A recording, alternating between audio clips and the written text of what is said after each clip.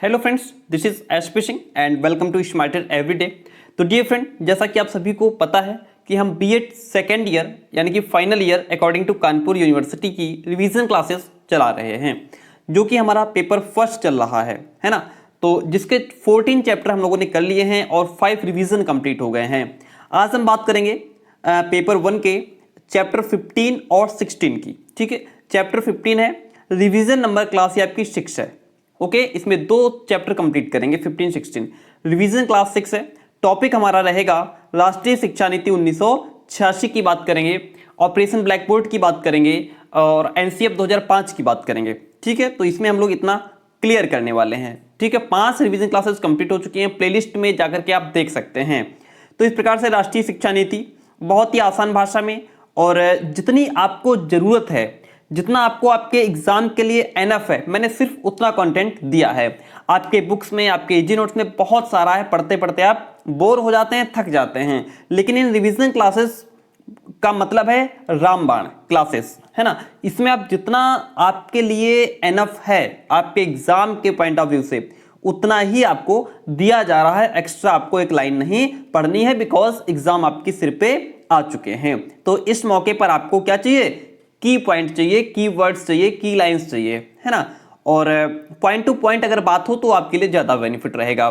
Chapter 16 में हम लोग स्कूल शिक्षा हेतु राष्ट्रीय पाठ्यक्रम रूपरेखा 2005 की बात करेंगे, जो कि बहुत ही अमेजिंग होगा अपने आप में और बहुत ही जितनी जरूरत है समाहित बिंदु की बात करेंगे, है ना। जितने इसमें इंक्लूड्स हैं, जितने पॉइंट्स, सिर्फ उन्हीं को डिस्कस करेंगे, इसी से पूरा क्लियर हो जाएगा। तो आई होप कि आपको ये क्लास बहुत बहुत पसंद आएगी और अगर आप क्लास में लास्ट तक बन रहे थे तो आपके लिए रामबाण क्लास सिद्ध होने वाली है। तो चलिए बात करते हैं राष्ट्रीय शिक्षा नीति 1986 की। देखिए डियर फ्रेंड, वह नीति जिसके आधार पर पूरे राष्ट्र की शैक्षिक गतिविधियों का संचालन होता है, वह नीति जिसके बेस पे होल कंट्री का, पूरे राष्ट्र की जो शैक्षिक गतिविधियां हैं उनका संचालन होता है, वही राष्ट्रीय शिक्षा नीति कहलाती है। ठीक है, मनुष्य बहुमूल्य राष्ट्रीय संसाधन है। मनुष्य एक बहुमूल्य राष्ट्रीय संसाधन है और इसके सावधानी पूर्वक किए गए विकास पर राष्ट्र की प्रगति भी आधारित होती है, अवलंबित होती है। यह हम सभी भली प्रकार जानते हैं कि शिक्षा नीति किसी भी राष्ट्र के निर्माण और विकास का मुख्य आधार होती है। प्रत्येक शासक हो या कोई सरकार हो, वो अपने दर्शन के मापदंडों पर शिक्षा नीति का निर्माण करता है। और आपको बताते चले, आप सभी को पता है कि शिक्षा निरंतर विकसित और भिन्नकृत होती रही है और उसका प्रसार क्षेत्र लगातार इंक्रीज होता रहा है, बढ़ता रहा है। प्रत्येक राष्ट्र अपनी एक विशिष्ट सामाजिक सांस्कृतिक पहचान को क्लैरिफाई करने और उसको एक नया आयाम देने, कायम रखने, समकालीन चुनौतियों को फेस करने और राष्ट्रीय जीवन के संवर्धन के लिए अपनी विशिष्ट शिक्षा प्रणाली विकसित करता है। ठीक है, बात आपको इतनी क्लियर और समझ आ गई होगी। अब हम बात करेंगे राष्ट्रीय शिक्षा नीति 1986 की प्रॉपर तरीके से। ये जो राष्ट्रीय शिक्षा नीति 1986 है, इस शिक्षा का अभिप्राय ऐसी शिक्षा व्यवस्था से है जिसके अंतर्गत जाति, धर्म, लिंग एवं निवास के आधार पर भेदभाव किए बिना, यानी कि जाति, धर्म, लिंग, है ना, समूह, निवास के आधार पर कोई भेदभाव नहीं किया जाता। एक निश्चित स्तर तक सभी को तुलनात्मक और गुणात्मक के साथ शिक्षा प्रदान की जा सके। यह एक ऐसी शिक्षा प्रणाली थी, एक ऐसी शिक्षा नीति थी जिसमें किसी भी जाति के साथ, किसी भी धर्म के साथ, लिंग, गर्ल्स, बॉयज या निवास, रेजिडेंस के बेस पे कोई भेदभाव नहीं किया जाता था, है ना। आपको बताते चलें, सबसे पहले कोठारी आयोग ने, किसने? सर्वप्रथम कोठारी आयोग ने स्वतंत्र भारत की शिक्षा के समग्र रूप पर विचार किया। स्वतंत्र भारत की शिक्षा के समग्र रूप पर विचार किया, जिसके बेस पर जुलाई 1968 में, कब की बात है? बात जुलाई 1968 की है, जिसमें सर्वप्रथम भारत की राष्ट्रीय शिक्षा नीति की घोषणा की गई थी। सबसे पहले जुलाई 1968 में भारत की राष्ट्रीय शिक्षा नीति की घोषणा की गई थी, किंतु शिक्षा नीति के प्रस्तावों और प्रावधानों को पूर्ण रूप से लागू नहीं किया गया था, है ना। बात करते हैं आगे, नहीं किया गया। फिर क्या हुआ, भारत सरकार ने जनवरी 1985 में यह घोषणा की कि देश के लिए एक नई शिक्षा नीति निर्मित की जाएगी। क्या हुआ, भारत सरकार ने जनवरी 1985 में यह घोषणा की कि देश के लिए एक नई शिक्षा नीति बनाई जाएगी, निर्मित की जाएगी। पहले वर्तमान शैक्षिक परिदृश्य का व्यापक मूल्यांकन किया गया। पहले क्या किया गया, पहले उस समय वर्तमान समय में चल रही जो एजुकेशन सिस्टम था उसका एक बड़े लेवल पर व्यापक मूल्यांकन किया गया, उसकी समीक्षा की गई, उसको अंदर तक जाना गया, पहचाना गया, कमियों को ढूंढा गया और फिर अगस्त 1985 में शिक्षा की चुनौती नीति संबंधी परिप्रेक्ष्य, क्या था, शिक्षा की चुनौती नीति संबंधी परिप्रेक्ष्य नामक दस्तावेज प्रकाशित किया गया। कब, अगस्त 1985 में शिक्षा की चुनौती नीति संबंधी परिप्रेक्ष्य, ये दस्तावेज का नाम था जिसको प्रकाशित किया गया और इस दस्तावेज से देशव्यापी बहस का सूत्रपात हुआ। भिन्न क्षेत्रों से मिले विचारों, यानी कि अलग अलग जगह से, क्षेत्र से मिले जो भी थॉट्स थे, विचार थे, लोगों के सुझाव थे, उनका बड़े ही सावधानी पूर्वक अध्ययन करने के बाद मई 1986 में, कब, मई 1986 में भारत सरकार ने नई शिक्षा नीति का प्रारूप प्रस्तुत किया था। ठीक है, इतनी बात क्लियर हुई। अब आगे बढ़ जाते हैं और ये जो प्रारूप था, सरकार ने नई शिक्षा नीति का प्रारूप प्रस्तुत किया और ये जो प्रारूप था वह 12 खंडों में विभाजित था। कितने, 12 खंडों में ये प्रारूप हमारा विभाजित था। इनकी बात करते हैं, एक एक पॉइंट को थोड़ा थोड़ा डिस्कस करते चलेंगे। पहला पॉइंट है शिक्षा का सार तथा भूमिका। शिक्षा आप सभी को पता है कि वास्तव में सभी के लिए है, वह बहुमुखी या चहुमुखी विकास के लिए विकास का आधार है। शिक्षा से अर्थव्यवस्था के विभिन्न स्तर जो हैं उनके लिए मानव शक्ति विकसित होती है। ये वो आधार है जिस पर शोध और विकास की उन्नति होती है और यह राष्ट्रीय आत्मनिर्भरता की भी अंतिम गारंटी कही जा सकती है। शिक्षा का कार्य संस्कृति संक्रमण होता है। नेक्स्ट पॉइंट है शिक्षा की राष्ट्रीय प्रणाली। शिक्षा की राष्ट्रीय प्रणाली का आशय है किसी निश्चित स्तर पर जाति, पंथ, स्थान या लिंग के भेदभाव के बिना सभी विद्यार्थियों की तुल्य गुणवत्ता वाली शिक्षा तक पहुंच हो और इसमें देश के सभी भागों के लिए 10+2+3 की सामान्य शैक्षिक संरचना का विचार भी इसी में इंक्लूड है। और इसके अकॉर्डिंग प्रारंभिक प्रणाली में 5 वर्षीय प्राथमिक शिक्षा और 3 वर्षीय उच्च प्राथमिक शिक्षा और फिर 2 वर्ष की हाई स्कूल शिक्षा शामिल है।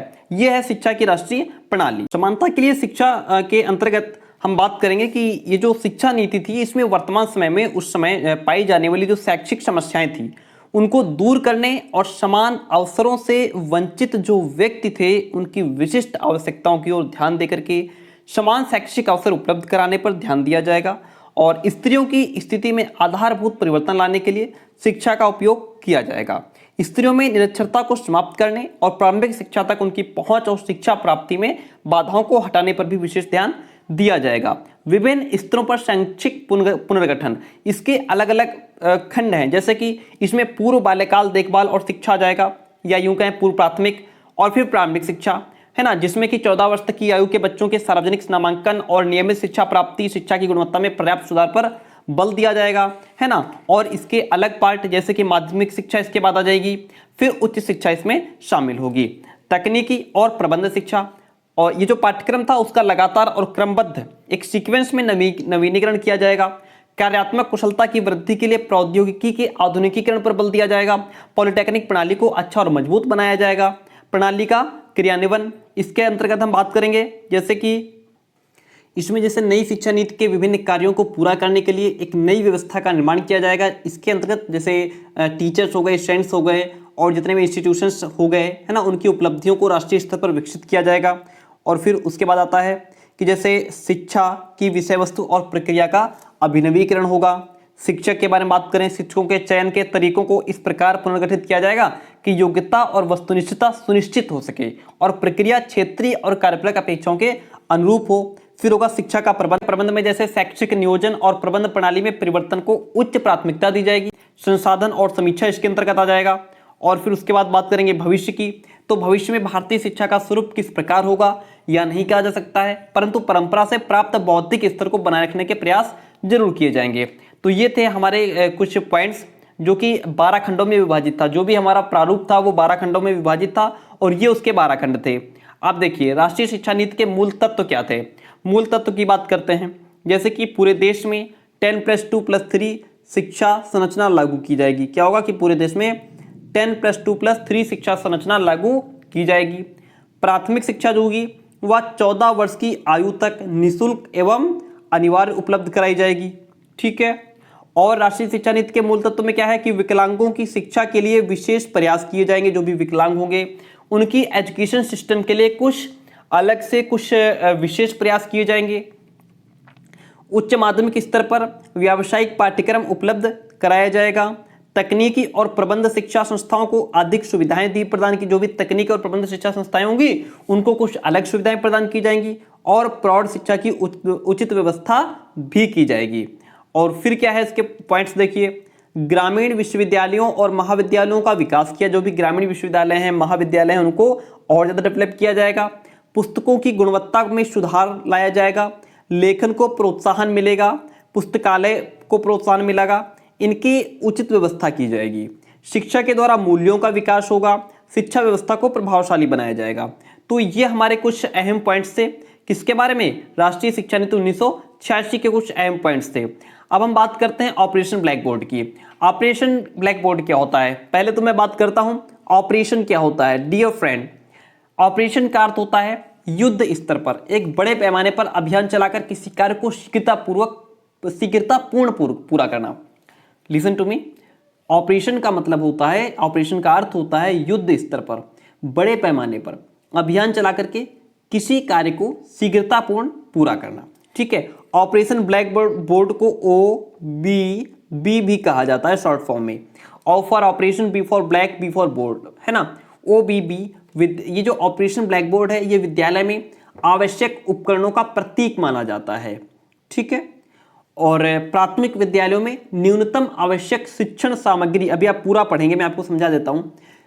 प्राथमिक विद्यालयों में न्यूनतम आवश्यक शिक्षण सामग्री उपलब्ध कराना OBB का उद्देश्य था, यानी कि ऑपरेशन ब्लैक बोर्ड का उद्देश्य था। अब इसको और डिटेल में जानने का प्रयास करते हैं। देखिए, ऑपरेशन ब्लैक बोर्ड से तात्पर्य प्राथमिक स्कूलों को न्यूनतम आवश्यक सुविधाएं उपलब्ध कराई जाएं। जो प्राथमिक स्कूल हैं उनको न्यूनतम आवश्यक सुविधाएं उपलब्ध कराई जाएं।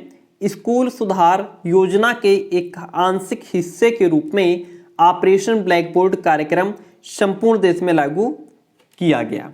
फिर क्या हुआ? ऑपरेशन ब्लैक बोर्ड स्कूलों में आवश्यक न्यूनतम शिक्षण सहायक सामग्री को उपलब्ध कराना मात्र नहीं है, बल्कि यह एक मानसिकता और आचरण का भी परिचायक है। आगे बढ़ते हैं और फिर देखते हैं कि ये जो ऑपरेशन ब्लैक बोर्ड है यह उचित लोगों के द्वारा उचित समय पर उचित भावना और उचित ढंग से काम करने की एक प्रेरणा है। ऑपरेशन ब्लैक बोर्ड योजना का लक्ष्य स्थानीय निकायों, पंचायती राज और मान्यता प्राप्त और सहायता प्राप्त संस्थाओं के द्वारा संचालित प्राथमिक स्कूलों में उपलब्ध सुविधाओं में पर्याप्त सुधार लाना है। जो ऑपरेशन ब्लैक बोर्ड है, ये जो योजना है, इसका लक्ष्य जो भी स्थानीय निकाय हैं, पंचायती राज और मान्यता प्राप्त एवं सहायता प्राप्त संस्थाओं के द्वारा जो संचालित प्राथमिक स्कूल हैं उनमें उपलब्ध सुविधाओं में पर्याप्त सुधार लाना है। ठीक है, इतनी बात क्लियर हुई ऑपरेशन ब्लैक बोर्ड के बारे में। ऑपरेशन ब्लैक बोर्ड योजना के परस्पर आधारित 3 घटक हैं। कौन कौन से घटक हैं? नंबर 1 तो एक ऐसे स्कूल भवन का प्रावधान जिसमें सभी मौसमों में प्रयोग किए जाने वाले कम से कम 2 बड़े कमरों सहित एक खुला बरामदा भी हो और लड़के लड़कियों के लिए अलग अलग शौचालय की व्यवस्था होनी चाहिए। प्रत्येक स्कूल में कम से कम 2 शिक्षक हों, जिनमें यथासंभव 1 महिला शिक्षिका हो। 2 शिक्षकों, एक मेल हो, एक फीमेल हो।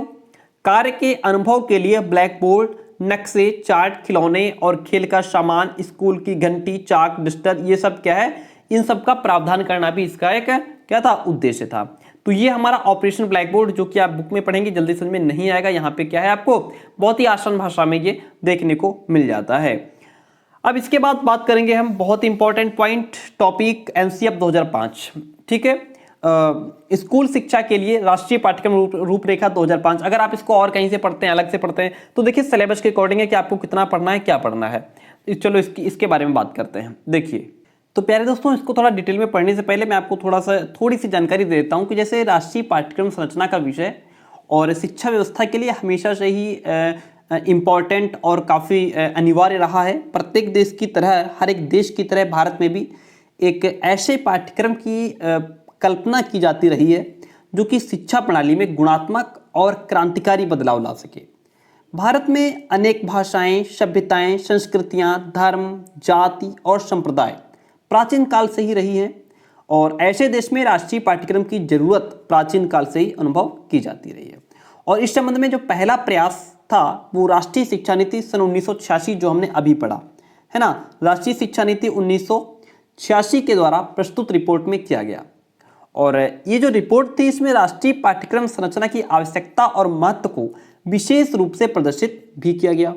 और इस सुझाव के फलस्वरूप सन 1988 में, कब, सन 1988 में राष्ट्रीय पाठ्यक्रम की संरचना प्रस्तुत की गई, जिसमें विद्यालयों के पाठ्यक्रम की जो चर्चा विशेष रूप से की गई। राष्ट्रीय शैक्षिक अनुसंधान एवं प्रशिक्षण परिषद यानी कि एनसीईआरटी ने इस क्षेत्र में अपने प्रयासों को निरंतरता प्रदान की और इसके परिमार्जित स्वरूप को विकसित करने के कई प्रयास किए। एनसीईआरटी के अथक प्रयासों के फलस्वरूप राष्ट्रीय पाठ्यक्रम की संरचना का परिमार्जित और गुणात्मक स्वरूप सन 2000 में प्रस्तुत किया गया। कब, सन 2000 में प्रस्तुत किया गया। इसे राष्ट्रीय पाठ्यक्रम संरचना 2000 के नाम से जाना गया। और फिर इसी प्रकार राष्ट्रीय पाठ्यक्रम संरचना 2005 से पहले राष्ट्रीय पाठ्यक्रम संरचना सन 1968 और राष्ट्रीय पाठ्यक्रम संरचना सन 2000 का स्वरूप प्रस्तुत किया गया। तो इस प्रकार हमें पता चलता है, ज्ञात होता है कि राष्ट्रीय पाठ्यक्रम के स्वरूप के संदर्भ में विचार विमर्श और इसके निर्माण की जो प्रक्रिया है उसका कार्य प्रारंभिक काल से ही चला आ रहा है ना। तो अब देखिए यहाँ पे बात करते हैं, एनसीईआरटी का विचार था कि कोई भी पाठ्यक्रम पूर्ण और निश्चित नहीं होता है। समय की धारा के परिवर्तन के साथ पाठ्यक्रम में भी बदलाव किए जाने चाहिए। पाठ्यक्रम हमेशा विकासात्मक प्रक्रिया में रहता है। जो पाठ्यक्रम है वह हमेशा ही विकासात्मक प्रक्रिया में रहता है। समाज के विकास की प्रक्रिया के अनुरूप ही राष्ट्रीय पाठ्यक्रम के विकास की प्रक्रिया भी होती है। आगे बढ़ते हैं। तो इस धारणा को कार्य रूप में परिवर्तित करते हुए तत्कालीन यानी कि उस समय के एनसीईआरटी के अध्यक्ष ने राष्ट्रीय पाठ्यक्रम संरचना सन 2005 को प्रस्तुत किया था। ओके, जिसमें राष्ट्रीय पाठ्यक्रम सन 1988 एवं राष्ट्रीय पाठ्यक्रम संरचना सन 2000 के विषयों को परिमार्जित, क्रमबद्ध एवं सुसंगठित रूप में प्रस्तुत किया गया। इसके साथ ही साथ इसमें नए नए विषयों को भी शामिल किया गया था। अब ये बात हो गई। अब देखिए, राष्ट्रीय पाठ्यक्रम सन 2005 में कुछ समाहित बिंदु थे, किन बिंदु पर बात हुई, किन टॉपिक पर बात हुई, उनकी बात कर लेते हैं। ठीक है, बात आती है भाषाई शिक्षा का समावेश। देखिए इसमें तो फर्स्ट पॉइंट है हमारा भाषाई शिक्षा का समावेश। भाषाई शिक्षा की दृष्टि से पाठ्यक्रम में समन्वित स्वरूप प्रस्तुत किया गया है। मातृभाषा, राष्ट्रीय भाषा एवं विदेशी भाषाओं को उनकी जरूरत के अनुसार महत्व प्रदान किया गया है ना। और पूर्व प्राथमिक स्तर के विद्यार्थियों को मातृभाषा में निपुण भी होना चाहिए, है ना। और यह शिक्षण काल 2 वर्ष तक का होगा। ये ऐसा बिंदु इसमें समाहित है। इसके पश्चात आवश्यकता के अनुसार अन्य दूसरी भाषाओं के सीखने का प्रावधान भी इसमें सम्मिलित है। आगे बढ़ते हैं और बात करते हैं अभिभावकों की सहभागिता की। पाठ्यक्रम बनाने में अभिभावकों के मत भी जाने गए। जो पाठ्यक्रम बनाया गया, जो सिलेबस तैयार किया गया, उसमें गार्जियन के मत भी जाने गए। क्यों? क्योंकि अभिभावक बच्चों को उन स्कूलों में भेजना पसंद करते हैं जहां का पाठ्यक्रम एवं शिक्षण प्रणाली, जो एजुकेशन सिस्टम है, उनकी आकांक्षाओं की कसौटी पर खरी होती है। पाठ्यक्रम निर्माण करते समय अभिभावकों की इच्छाओं का ध्यान रखा गया। जैसे कि प्राथमिक स्तर पर अंग्रेजी भाषा को महत्वपूर्ण स्थान प्रदान करना इस सोपान में शामिल होता है। क्यों? क्योंकि अभिभावकों की इच्छा होती है कि उनका बच्चा भी पब्लिक स्कूलों के छात्रों से अंग्रेजी बोलने में कमजोर ना हो। तो इस पाठ्यक्रम में अनेक ऐसे बिंदु हैं, पॉइंट्स हैं जिनका समावेश किया गया है जो अभिभावकों की इच्छाओं से रिलेट करते हैं या उनसे संबंधित हैं। चलिए, ये बात क्लियर हुई। रुचिकर शिक्षा प्रणाली की बात हुई। रुचिकर शिक्षा प्रणाली की बात करते हैं। राष्ट्रीय पाठ्यक्रम को बनाते समय इस तथ्य का विशेष ध्यान रखा गया है कि पाठ्यक्रम विद्यार्थियों में नीरसता की भावना जागृत ना करे। पाठ्यक्रम विद्यार्थियों में पढ़ाई के प्रति रुचि उत्पन्न करने वाला हो, नीरसता नहीं, रुचि उत्पन्न करने वाला हो, जिससे संपूर्ण शिक्षा प्रणाली रुचिपूर्ण हो। और इसका प्रत्यक्ष उदाहरण प्राथमिक स्तर के पाठ्यक्रम और निर्धारित शिक्षण विधियां हैं। प्राथमिक स्तर का पाठ्यक्रम छात्रों में रुचि पैदा करता है। मानवीय मूल्यों का विकास। भारतीय संस्कृति में मानवता एवं नैतिकता की महत्वपूर्ण जगह है, ये आप सभी को पता है। अतः यह असंभव है कि भारतीय शिक्षा के सिलेबस में मानवीय मूल्यों का समावेश ना हो। इस बिंदु का दर्शन आपको प्राथमिक स्तर के जो सिलेबस हैं उन्हीं से हो जाता है। प्राथमिक स्तर पर पाठ्यक्रम में कहानी और नैतिक शिक्षा के माध्यम से मानवीय मूल्यों का समावेश भी किया जाता है। मानवीय मूल्यों के विकास का क्रम उच्च माध्यमिक स्तर की पाठ्यक्रम तक चलता है ना। तो राष्ट्रीय पाठ्यक्रम संरचना 2005 में मानवीय मूल्यों का विकास करने वाली जो विषय वस्तु है उसको महत्वपूर्ण स्थान प्रदान किया गया है। आगे बात करते हैं बिना बोझ के अधिगम प्रक्रिया का समावेश। देखिए, राष्ट्रीय पाठ्यक्रम की संरचना में मुख्य रूप से इस प्रक्रिया पर विचार किया गया है जिसमें छात्र पढ़ाई को बोझ न समझे। बिना बोझ के अधिगम यानी कि पढ़ाई को, सीखने को, लर्निंग में बोझ ना समझे। वो छात्र पढ़ाई के प्रति उदासीन ना होकर के इसमें रुचि प्रदर्शित करे। ठीक है, इस बात को अहम माना गया है ताकि स्टूडेंट जो है उसको नीरसता ना लगे। विद्यार्थियों का स्वतंत्र विकास। क्या? विद्यार्थियों का स्वतंत्र विकास। एनसीएफ 2005 में विद्यार्थियों के स्वतंत्र विकास का प्रावधान किया गया है। विद्यार्थियों को परीक्षा के बोझ से मुक्त करते हुए मासिक परीक्षण और वार्षिक परीक्षण का प्रावधान भी किया गया है। इसमें विद्यार्थियों की परीक्षा देने की रुचि विकसित होती है। बात करते हैं पूर्व कार्यक्रमों की असफलता पर विचार किया गया। पहले के जो कार्यक्रम थे वो क्यों असफल हो गए, है ना। एनसीएफ 2005 को बनाते समय, निर्मित करने से पहले इन फैक्ट्स पर पूर्ण रूप से विचार किया गया कि इससे पहले के जो कार्यक्रम हैं, आयोग हैं, उनके द्वारा दिए गए सुझाव ठंडे बस्ते में क्यों चले गए। आयोग और राष्ट्रीय पाठ्यक्रम की क्रियान्वयन कागजी कार्यवाही बनकर क्यों रह गए। इन सभी फैक्ट्स पर विचार करने के बाद इस पाठ्यक्रम का स्वरूप प्रस्तुत किया गया जिससे कि इसे प्रभावी रूप में क्रियान्वित किया जा सके। नेक्स्ट पॉइंट हमारा कहता है अध्यापक सशक्तिकरण का समावेश।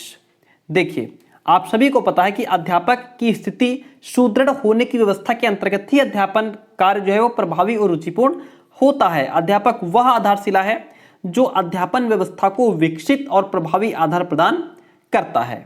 अतः अध्यापक को आत्मविश्वास से पूर्ण करने की इस पाठ्यक्रम में व्यवस्था की गई है। ठीक है, चलिए आगे बढ़ते हैं। नेक्स्ट पॉइंट की बात करते हैं। धर्मनिरपेक्षता का समावेश है इसमें, है ना। हमारे समाज में समस्त धर्मों को सम्मान के साथ आदर दिया जाता है, इसलिए किसी भी धर्म विशेष को पाठ्यक्रम में समावेशित नहीं किया गया है। ठीक है, और राष्ट्रीय पाठ्यक्रम सन 2005 में धर्मनिरपेक्षता की दशा को स्वीकार भी किया गया है। अब देखिए, बात करते हैं अनुदेशन के माध्यम की। अनुदेशन का माध्यम एनसीएफ 2005 में मातृभाषा को अनुदेशन माध्यम के रूप में स्वीकार किया गया है। स्कूल में प्रवेश के 2 वर्ष तक अनुदेशन का माध्यम मातृभाषा ही होनी चाहिए ताकि विद्यार्थियों में शुरू में अध्ययन के प्रति उदासीनता ना हो जाए और सदैव के लिए उनके मन में कुंठा की भावना भी जागृत ना हो जाए। आगे बढ़ जाते हैं और अब देखिए, तो जितना एनसीएफ 2005 के बारे में हमने पढ़ा ये उसका निष्कर्ष है। राष्ट्रीय पाठ्यक्रम सन 2005 की संरचना में एनसीईआरटी द्वारा पूर्णतः सावधानी का प्रयोग किया गया है।